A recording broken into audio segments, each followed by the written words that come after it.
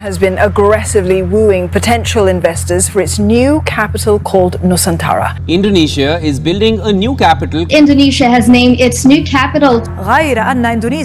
Halo guys, jumpa lagi guys. Kali ini guys kita akan mereaksi satu video miliknya Info Awibisana. Ya, kenapa IKN Nusantara jadi trending topik media asing di luar negeri? Kenapa nih guys? Jadi supaya kita nggak penasaran guys, langsung saja ya kita tonton videonya. Namun teman-teman jangan lupa nanti kunjungi ya channelnya Info Awibisana. Linknya saya taruh di deskripsi dan pastinya di subscribe ya. Dan jangan lupa juga ya teman-teman di subscribe juga ya channel ini. Oke, langsung kita tonton videonya.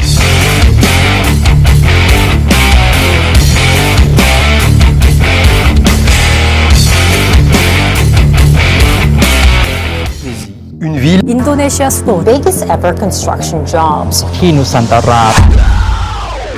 Selamat datang ya, di media asing masa luar depan negeri ya guys, Indonesia. memberitakan ibu kota Nusantara. Kemarin saat saya bahas tentang topik yang lagi hangat, apalagi kalau bukan pemindahan ibu kota Nusantara yang lagi bikin heboh media asing seantero jagat. Entah dari mana nih, ada yang membandingkan pemindahan ibu kota Indonesia dengan Malaysia. Maksud dari komentar tersebut, kenapa sih pemindahan ibu kota di Malaysia tak seheboh yang terjadi di Indonesia? Iya ya, Benar iya, juga benar, sih. guys. Jadi wajar saja jika perbandingan ini terasa agak off.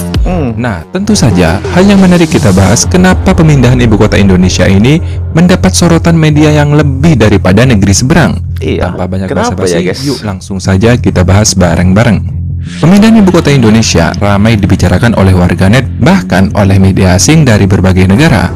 Terlepas dari sudut pandang apakah langkah ini baik atau justru sebaliknya, yang jelas tak bisa dinafikan jika pemindahan ibu kota ini telah sukses mencuri perhatian. Sekarang mari kita lebih dalam lagi. Pemindahan ibu kota Nusantara bukan hanya sekedar relokasi administratif, melainkan sebuah mega proyek yang mencangkup pembangunan infrastruktur skala besar dan pengembangan kota pintar. Dalam hal biaya saja, pemindahan ibu kota di Malaysia disebut menjadi mega proyek terbesar di Malaysia loh. Estimasi biaya yang harus dikeluarkan oleh mereka mencapai 8,1 miliar US dollar atau sekitar 125 triliun. Sedangkan jika dibandingkan dengan negara kita, biaya pembangunan ibu kota baru Indonesia Nusantara menelan biaya hingga 35 miliar US dollar. Ya, kalian lihat sendiri perbandingannya. 400 Selain triliunan ya, itu, guys. pemindahan ibu kota Indonesia adalah upaya untuk menciptakan pusat ekonomi baru di luar Jawa. Ya, Artinya, betul. untuk mencapai tujuan tersebut diperlukan pembangunan infrastruktur yang signifikan, termasuk pelabuhan, bandara, jalan tol, jaringan kereta api, serta infrastruktur digital dan energi untuk menjangkau kebutuhan infrastruktur Indonesia di masa depan. Ya, Salah betul. satu contoh penting adalah Pelabuhan Makassar Newport. Pelabuhan ini dirancang untuk menjadi pelabuhan super hub regional dengan kapasitas 17,5 juta TEUs. Kapasitas ini setara dengan gabungan kapasitas Tanjung Priok di Jakarta Udah ada ya dan pelabuhan di Makassar yang Patimban besar di Jawa ya. Barat, Keren. yang merupakan dua pelabuhan terbesar sekaligus di Indonesia. Bayangkan, dua pelabuhan terbesar di Indonesia digabung menjadi satu.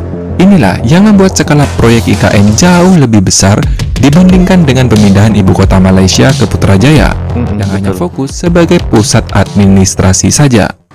Hal yang tak kalah penting, saat ini saja Indonesia merupakan negara dengan ekonomi terbesar di Asia Tenggara dan memiliki peran strategis dalam geopolitik regional maupun global. Dengan penduduk 280 juta jiwa, Indonesia memiliki GDP sebesar 20.890,4 triliun rupiah atau lebih dari 30% dari total GDP di Asia Tenggara. Sebagai negara dengan ekonomi terbesar di ASEAN, sering memainkan peran utama dalam pembentukan kebijakan regional. Sebagai contoh, Indonesia adalah negara yang paling aktif memajukan integrasi ekonomi melalui inisiatif seperti ASEAN Economic Community yang bertujuan untuk menciptakan pasar tunggal di Asia Tenggara. Selain itu, Indonesia adalah inisiator dari Regional Comprehensive Economic Partnership yang merupakan perjanjian perdagangan bebas terbesar di dunia yang melibatkan negara-negara ASEAN dan mitra-mitra utama seperti Cina, Jepang, dan Korea Selatan. Sedangkan Bentar guys, sebenarnya banyak sekali ya peran bangsa kita ini untuk Asia Tenggara ini ya. Ya kan, secara tidak langsung justru juga peran Indonesia ini berdampak positif buat negara-negara tetangga kita. Tetapi yang lucunya ya, negara sebelah kita ini, orang-orang Malaysia sana justru sepertinya tidak memandang itu ya, tidak menghargai apa yang kita lakukan. Justru sampai sekarang masih banyak di antara mereka malah menganggap kita masih jauh di bawah mereka ya. Tapi ya gimana ya guys, kalau orang-orang yang memang dasarnya merasa dirinya adalah kaum yang hebat, ya untuk mengucapkan terima kasih kepada orang lain tuh saya rasa nggak bakal pernah bisa ya. Beda dengan kita kan, kalau kita itu gampang mengucap terima kasih ya, ibaratnya kita gampang banget berucap syukur ya kan. Kalau kita mengucap terima kasih itu kan secara tidak langsung kita bersyukur, mengucap syukur ya. Kita sangat mudah itu mengatakan terima kasih kepada siapapun orang ya kan. Bedalah dengan negara tetangga kita ini, beda jauh banget ya. Tapi ya mungkin karena itu tadi ya guys, karena mereka merasa diri mereka adalah istimewa ya, jadinya gengsi dong kalau mengucapkan terima kasih ya. Walaupun sebenarnya peranan bangsa kita ini sangat berdampak besar kepada mereka ya kan. Seperti yang dijelaskan abang ini tadi kan, banyak hal positif yang mereka rasakan dengan apa yang dibuat oleh bangsa kita kan. Tapi ya sama-sama kita lihat sendiri kan, masih saja sering menganggap kita ini bukan apa-apa di mata mereka, padahal sebenarnya mereka itu bukan apa-apa di mata kita. Dan peran Indonesia dalam ekonomi global, dalam beberapa dekade ke depan, Indonesia diprediksi akan menjadi kekuatan ekonomi keempat di dunia. 2027, Financial Times memprediksikan Indonesia menempati ekonomi terbesar ke-6, melampaui Rusia dan Brazil. Sedangkan di 2030, Indonesia diprediksi akan menempati ekonomi terbesar keempat, melampaui Jepang. In 2017, PricewaterhouseCoopers released a report which predicted that by 2050, Indonesia would be the world's fourth largest economy, behind only China, India, and the US. 6 years have passed, and Jakarta appears to be on track to meet these expectations. In 2022, Indonesia achieved its highest GDP growth in the last 9 years. The economy grew by 5.3%. The new capital, Nusantara, is to be built from scratch on the east coast of Borneo, or Kalimantan, as Indonesians call their part of the world's third largest island, just off the Makassar Strait. Southeast Asia's largest economy envisions the new capital as a low-carbon superhub that will support the pharmaceutical, health and technology sectors, and will promote growth beyond the island of Java. This last theme is especially relevant. Indonesia is Java-centric. 50% of the country's economy is in Java, and the island is home to some 160 million people.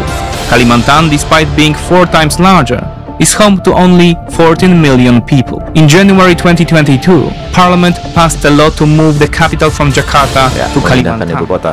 The inauguration is already scheduled for 2024. Kalimantan is an important mining area, and Indonesia's economy relies heavily on hydrocarbon exports. Indonesia has the largest nickel reserves in the world, 22% of global deposits.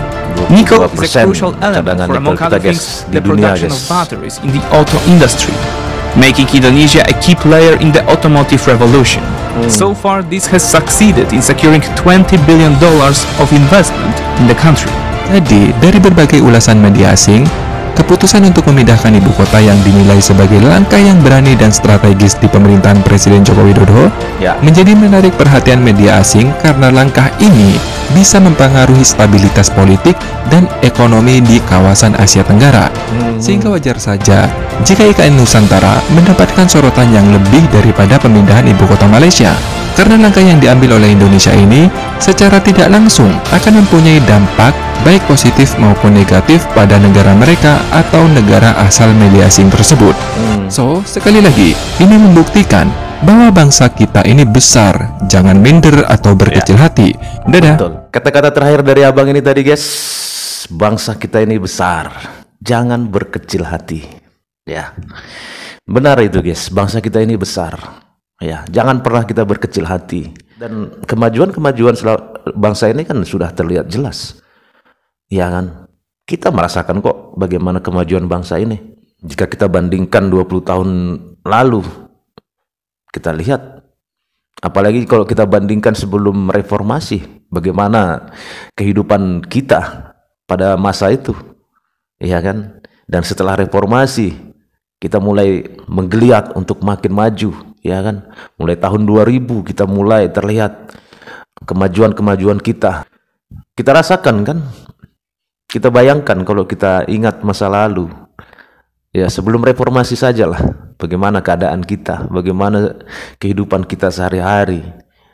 Belum tentu semua orang bisa punya kendaraan sepeda motor, belum tentu semua orang punya televisi di rumah, ya kan? Tetapi setelah reformasi, berawal mulai tahun 2000, kita mulai menggeliat. Dan sampai sekarang kita bisa merasakan bagaimana kemajuan tersebut. Kita tidak boleh mengingkari itu. Dan ke depan Indonesia akan semakin menjadi negara yang luar biasa, guys. Bahkan menurut prediksi orang-orang media luar, ya pengamat-pengamat luar, kita memang akan menjadi sebuah negara yang superpower di tahun 2045, 2050. Itu udah pasti. Saya percaya dan yakin bahwa Bapak Prabowo sebagai penerus Jokowi akan mampu meneruskan. Saya yakin banget, guys. Sangat-sangat yakin. Ya. Dan tetap kita selalu dukung ya, siapapun pemimpinnya, siapapun presiden kita, tetap kita harus dukung.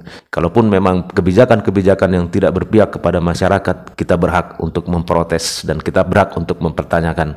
Dan itu berjalan sampai sekarang. Apapun kebijakan yang tidak berpihak kepada kita, banyak yang memprotes dan didengar kok oleh pemerintah. Ya. Dan sampai di sini dulu guys ya videonya, semoga video ini bermanfaat. Terima kasih teman-teman sudah menonton. Sampai ketemu lagi di video-video selanjutnya. Tetap semangat, salam sukses buat kita semua. Merdeka!